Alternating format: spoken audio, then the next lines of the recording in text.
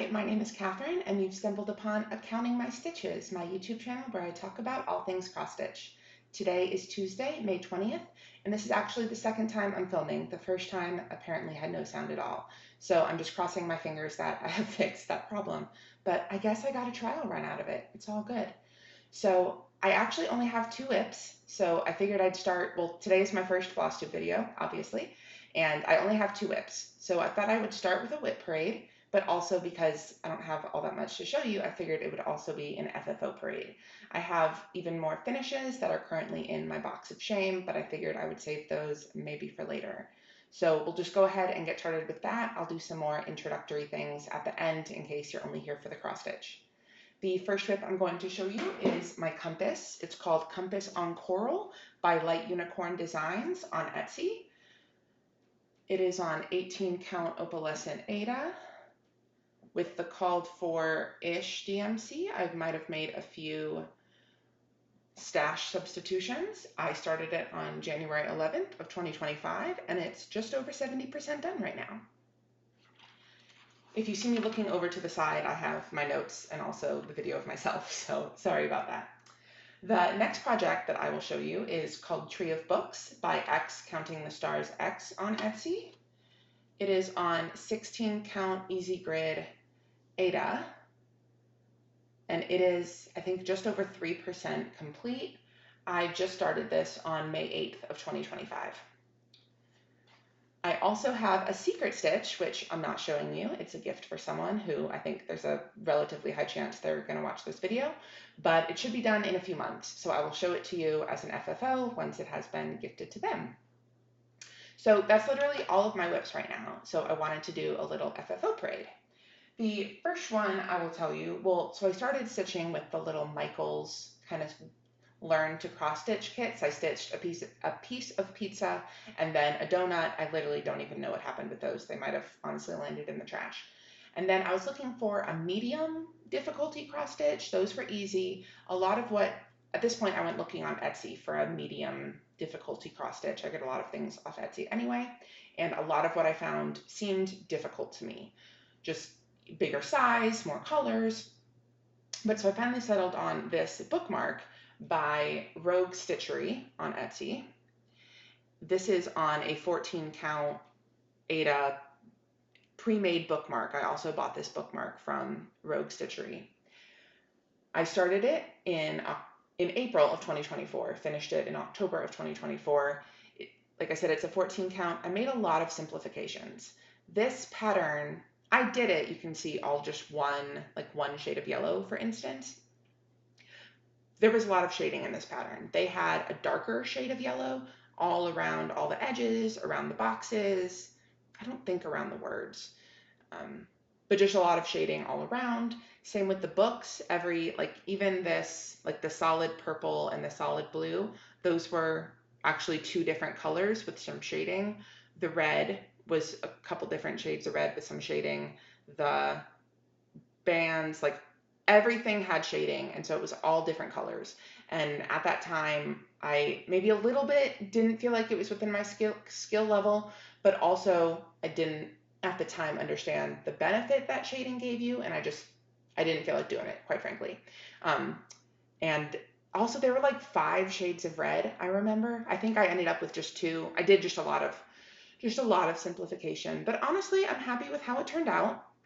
This took me 6 months because for whatever reason, I just wasn't very interested in it. I'd work on it for a little bit and then put it down. I think because honestly, this big block of yellow in the background, and just for whatever reason, I wasn't always very interested. I put it down for a month or more at a time, I'm sure. And then I FFO'd it in a little plastic thing that I got off of Amazon. I took it out so it wouldn't glare for you, but just a very simple stick it in a bag for some amount of protection. And I do actually functionally use it as a bookmark, which is fun. I then moved on to Tennessee by VladaXstitch on Etsy. I started and finished this in October of 2024, and this is the project that really made me fall in love with cross stitch. For whatever reason, when I picked this up, I just did not want to put it down. I will give you a close-up. It is on 14 count Aida with called for-ish DMC. long story short, had a stash when I began, and so I just made some stash conversions, I'm sure. I'll tell you more about that later in case you're not interested. And then I moved on to Iceland by VladaXstitch. My plan for all of these is to hang them up on the wall next to pictures from trips to these places. VladaXstitch has a lot of location stitches like this. I assume they have all 50 states. They have a variety of other countries and also national parks. But national parks are full coverage circles that will fit perfectly in, I think it's, if you do them on 14 count, they will fit perfectly in an 8-inch hoop. And I bought a couple of those national parks one. I visited a few national parks that I want to have up on the wall next to some pictures from those trips. And since those were going to be finished in a hoop, I thought I would finish all of them in a hoop. And so here's my Iceland, again with mostly called for with some stash conversions on my 14 count Ada. And up to this point, I'd been monogamous. I was monogamous for all of them. Iceland, if I didn't say, I began on October 26th of 2024, and then I finished technically January 3rd of 2025. I very nearly finished this at a 12 by 12 on December 31st, 2024. So in my heart, I kind of counted as a 2024 finish. But so up to this point, I've been completely monogamous. But in October of 2024, long story short, I discovered Flosstube and found out that y'all are not monogamous. And around that time, I found out about the Jingle Ball. And so I decided to try my hand at not being monogamous and have a Jingle Ball new start. So here she is. This is Craftiness is Happiness by Stitchrovia, aka Emma Congdon. I bought this on Etsy. And actually, the reason I bought this pattern and so quickly started it is I saw it in the background of a Catkin and Lily video, and I thought, oh my gosh, I love that pattern so much, I have to get it. And so I got it, and then I thought it was just very appropriate for a Jingle Ball Stitchy Time new start, so that's what I did. And this is also my first try at not 14 count Ada. As you've seen, everything up to this point, just very basic 14 count Ada. And I decided to dip my toe into something different. So this is actually an 18 count. I wasn't ready to try any of the even weaves or linens, but figured 18 count would be something I could try. So I did that, started at the Jingle Ball on December 6th of 2024 and finished on February 4th of 2025. Again, called for-ish DMC with some stash conversions. And that's actually all of my FFOs I have to show you. I have a few more things that I have finished, but I haven't yet FFO'd them. I will save them for a future video. Plans. So for my compass, my plan for that is my Whip into Shape project. Andrew from the Runner Stitcher is doing this Sal kind of thing for Whip into Shape.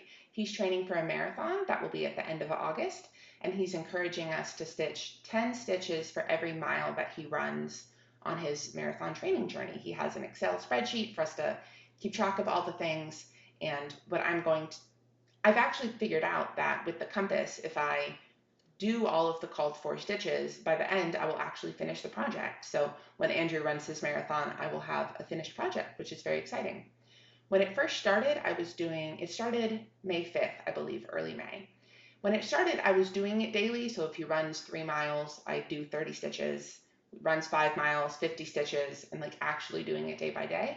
But Compass has so many color changes and also just the lift of changing projects and the amount of time that it takes. I decided that I didn't want to do that anymore. So what I'm doing now is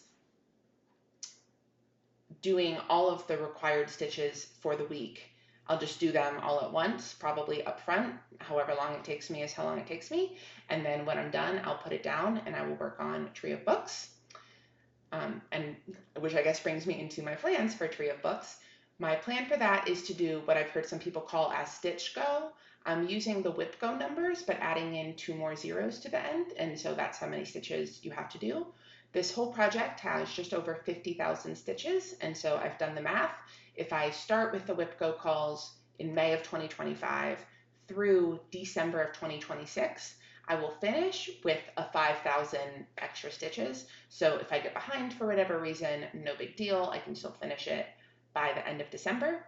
And the WIP Go numbers for May, as I'm sure you already know, if you care, were 5 and 19. So 500 and 1900, 2400, that's how many stitches I'm trying to get in the month of May. I haven't yet hit that, but I'm working on it. And for the whip into shape the compass, I'm working on this week's worth of stitches. I'm almost done, so I should have that done here shortly.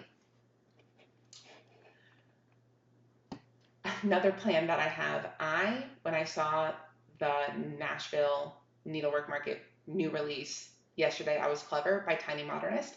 I fell in love. Tiny Modernist is one of my favorite designers, and I'm low-key planning to start that here in the next month or two. I don't know exactly, but I know it's going to happen.